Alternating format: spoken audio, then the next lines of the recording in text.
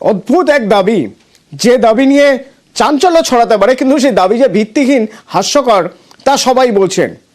এদিকে যদি এরকম দাবি হয়ে থাকে, তো আরেকদিকে এক অত্যাচারের কাহিনী। আপনারা জানেন ৯৫ জন মৎস্যজীবী যারা জলসীমা পার করে ভুল করে বাংলাদেশে চলে গিয়েছিলেন, তাদেরকে ফিরিয়ে আনা হয়েছে। ফিরে এসে তারা বলছেন একজন তো মারা গিয়েছে, কিন্তু জলে ঝাঁপ দিয়ে নয়, তাকে খুন করা হয়েছে, জলে ডুবিয়ে খুন করেছে বাংলাদেশ কোস্টগার্ড। এ তো মারাত্মক অভিযোগ।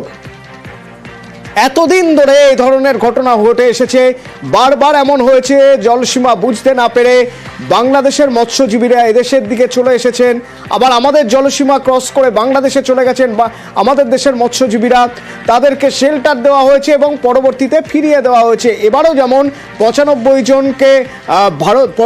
জন ভারতীয় মৎস্যজীবীকে ফিরিয়ে আনা হয়েছে, ঠিক তেমনই তো ৯০ জন মৎস্যজীবী বাংলাদেশি মৎস্যজীবী তাদেরও ফেরত পাঠানো হয়েছে। এবং তারা যখন যাচ্ছেন তারা বলছেন যে এদেশে রাজ্যের আতিথেয়তায় তারা খুশি, যেভাবে তাদের চিকিৎসা করানো হয়েছে তারা খুশি। আর উপাস থেকে যারা আসছেন, যারা ফিরে আসছেন, তারা বলছেন যে জলে ডুবিয়ে মারা হয়েছে ইচ্ছাকৃতভাবে। আমার সঙ্গে বিশ্বজিৎ রয়েছে, সরাসরি একবার বিশ্বজিতের সঙ্গে কথা বলবো। বিশ্বজিৎ, আমরা শুনেছি এর আগেও এরা বলছেন যে তাদের উপর অত্যাচার করা হয়েছে, এখন বলছেন যে একজন মৎস্যজীবীকে জলে ডুবিয়ে মারা হয়েছে। কিভাবে মারা হয়েছে?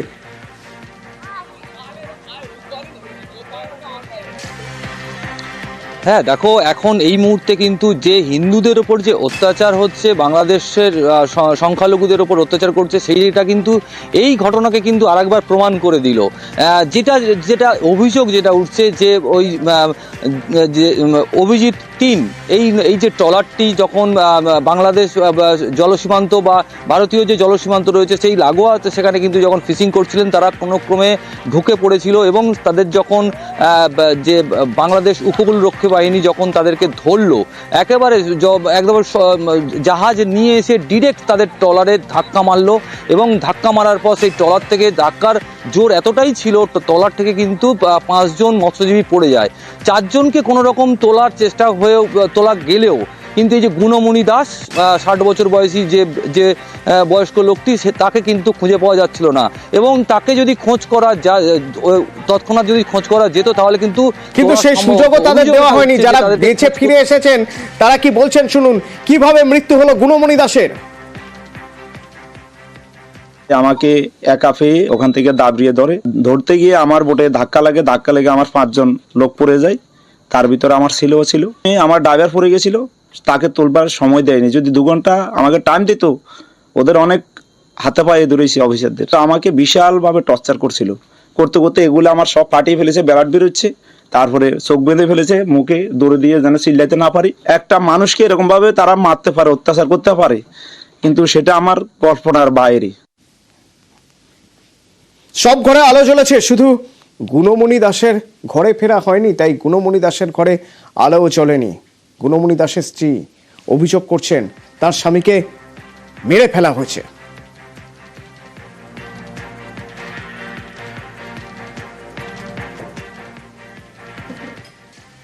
আমার স্বামীকে কোস্টগার্ড মেরে ফেলেছে।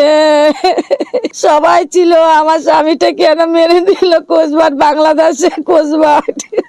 সাগরে মাছ ধরতে গিয়ে আর ওরা ধরে ফেলেছে কোস্টগার্ড ধরে সবাইকে মারধর করে আর আমার স্বামীকে সাগরে ফেলে দিয়েছে। শুধু যে একজনকে ধাক্কা মেরে জলে ডুবিয়ে ফেলে দেওয়া হয়েছে, মেরে ফেলা হয়েছে তা নয়, বাকিদের উপরেও চলেছে অকথ্য অত্যাচার। ফিরে এসে বলছেন তারা, যারা প্রথমবার গিয়েছেন, যারা প্রথমবার জলে গিয়েছেন মাছ ধরতে, তাদের এক ভালো অভিজ্ঞতা হওয়ার কথা, কিন্তু বাবার সঙ্গে প্রথমবার গিয়ে কি অভিজ্ঞতা নিয়ে ফিরলেন শুনুন। ওরা আমাদের নেভি শিপে তুলে মারধর করে, আমার বাবাকে অনেক মারধর করে। ওরা মুখে মাথায় এরকম বন্দুক ঠেকিয়ে আমাদের ছবি তুলছে, হাসছে। না আর যাবো না, আমি তো ক্লাস পড়ি। এই ফার্স্ট টাইম বাবার সাথে, বাবার লোক কম ছিল, গেছি। এমনটা হবে স্বপ্নে কল্পনা করতে পারিনি। একটা মানুষ মারা গেছে নিরীহভাবে, তাকে নিজের চোখের সামনে হারাতে হবে, এটা স্বপ্নে কল্পনা করতে পারিনি।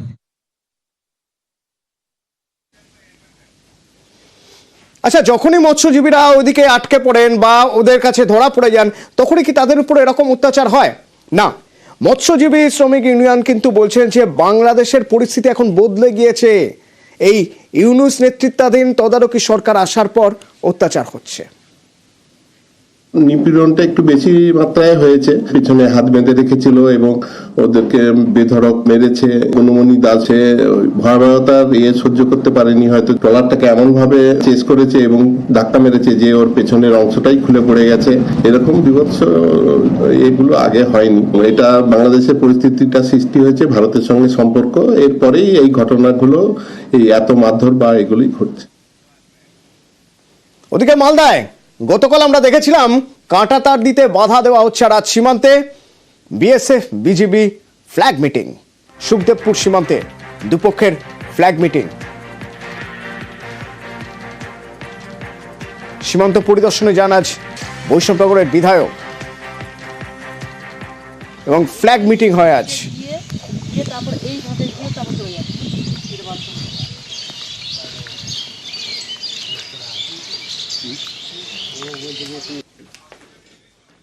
নরেন্দ্রনাথ তিওয়ারি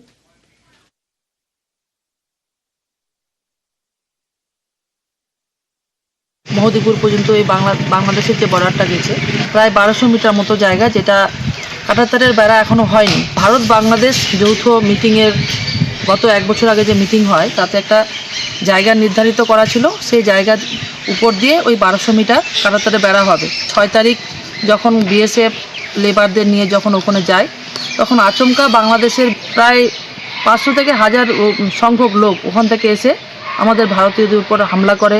এই পরিস্থিতি দেখে এখানকার বিএসএফরা কাজ বন্ধ করে দেয়। যারা ইন্ডিয়ান তারা আপনারা জানেন যে আমরা কখনোই ঝামেলা চাই না। এটা দুজনের পক্ষে, দু দেশের পক্ষে এটা দরকার। নিশ্চয়ই তাদের খারাপ কোনো মোটিভেশন আছে, নাহলে কেন তারা হঠাৎ করে এসে আচমকা হামলা করবে। মালদায় দুলাল সরকার খুনে মূল চক্রী নরেন্দ্রনাথ তিওয়ারি, স্বপন শর্মা। সব থেকে বড় প্রশ্ন এই মুহূর্তে, কারণ দুলাল সরকার খুনে 50 লাখের সুপারি। কিছুক্ষণ আগে দক্ষিণবঙ্গ সুপ্রতিম সরকার তিনি সাংবাদিক সম্মেলন করলেন এবং এই খুনের ছক কিভাবে কষা হয়েছিল, কি পরিকল্পনা ছিল অভিযুক্তদের, সম্পূর্ণটা ব্যাখ্যা দিলেন তিনি। আরো ডিটেল আপনাদের জানাবো। সেবক রয়েছে আমার সঙ্গে। সেবক, তাহলেই নরেন্দ্রনাথ তিওয়ারি, স্বপন শর্মা, তৃণমূল নেতা নরেন্দ্রনাথ তিওয়ারি, টাউন সভাপতি তৃণমূলের, তিনিই মূল চক্রী। দেখো, কিছুক্ষণ আগেই তাদের আদালতে তোলা হয় এবং 3 দিনের হেফাজতের নির্দেশ দেওয়া হয়েছে আদালতের তরফে। এবং এখনো পর্যন্ত যে তথ্য উঠে আসছে তাতে কিন্তু গুরুত্বপূর্ণ যোগাযোগের কথা বলা হচ্ছে এই দুজনের সম্পর্কে, যে এই খুনের ঘটনায় যারা 5 জন ধরা পড়েছে এর আগেই, তারা ঘটনার আগে এবং পরে এই দুই অভিযুক্ত দুলাল সরকার খুনের, যিনি নরেন্দ্রনাথ তিওয়ারি এবং স্বপন শর্মা, তাদের সঙ্গে ফোনে যুক্ত ছিলেন, তাদের সঙ্গে ফোনে যোগাযোগ মিলেছে এই 5 জনের। এমনই অত্যন্ত চাঞ্চল্যকর কথা কিন্তু জানাচ্ছেন মালদা আদালতের এপিপি সরকারি কৌশলী।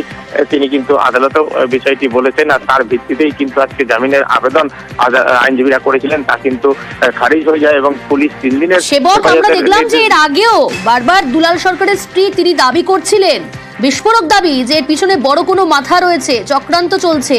তাহলে কি এই নরেন্দ্রনাথ তিওয়ারি, স্বপন শর্মার কথা তিনি বোঝাতে চাইছিলেন? দেখো, তিনি স্পষ্ট করে কিছু বলেননি, তবে তিনি বলেছিলেন যে ভাড়া করা যারা ক্রিমিনাল তারা কিন্তু এমনি আসেনি, তাদেরকে কিন্তু আনা হয়েছে ইতিমধ্যেই, এবং এর পিছনে কেউ আছে বড় মাথা, এটা কিন্তু বারবারই বলেছেন। এবং আজকেও গ্রেফতারের পরে কিন্তু তিনি বলছিলেন যে আরো কেউ আছে কিনা তিনি জানতে চান, তিনি ন্যায় বিচার চান। তবে এই যে খুনের পরিকল্পনা, সেটা কিন্তু ছোটখাটো পরিকল্পনা না, পরিকল্পিতভাবেই এই খুন করা হয়েছে, এমনটা কিন্তু জানিয়ে দিয়েছেন এই নিহত নেতার স্ত্রী। এবং তারপরে তাকে কেন্দ্র করেই কিন্তু জল্পনা তৈরি হয় এবং পুলিশের এই 2 নেতাকে গ্রেফতার করা, একজন ব্যবসায়ী, একজন শহর তৃণমূলের সভাপতি, তাকে গ্রেফতার করার ঘটনা কিন্তু তাৎপর্যপূর্ণ। এবং আজকে আদালতে যেটা বলা হয়েছে যে যারা 5 জন আগে ধরা পড়েছিল তাদের সঙ্গে জেরা করে এদের নাম মিলেছে এবং টেলিফোনিক কনভারসেশন, টেলিফোনিক কথাবার্তা হয়েছে এবং পুলিশ তার ভিত্তিতেই গ্রেফতার করেছে, এমনটাই কিন্তু বলা হচ্ছে।